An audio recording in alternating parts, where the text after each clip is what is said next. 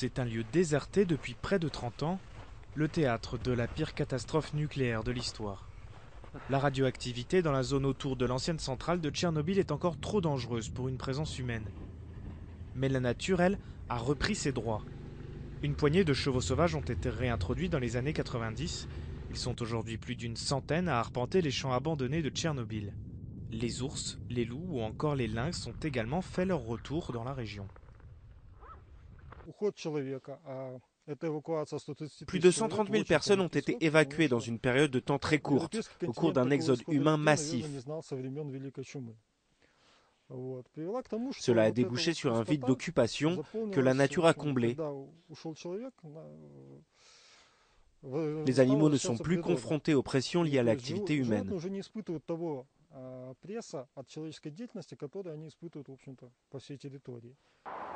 Le 26 avril 1986, le 4e réacteur de la centrale nucléaire de Tchernobyl explose, contaminant une bonne partie de l'Europe. 30 ans plus tard, le bilan de la catastrophe est toujours controversé.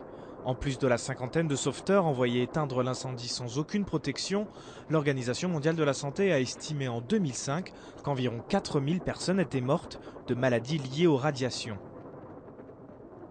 Mais certains experts estiment ce chiffre bien en dessous de la réalité.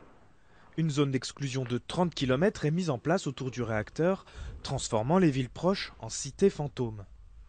Pour la zoologiste Marina Tchekviria, le retour des animaux est la seule retombée positive de la catastrophe.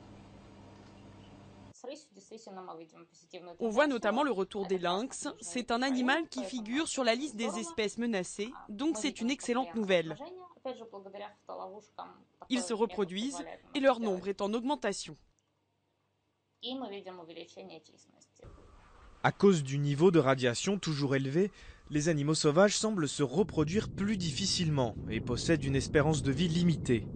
Un moindre mal, selon les experts, pour qui la présence humaine et la déforestation constituent la principale menace pour ces espèces.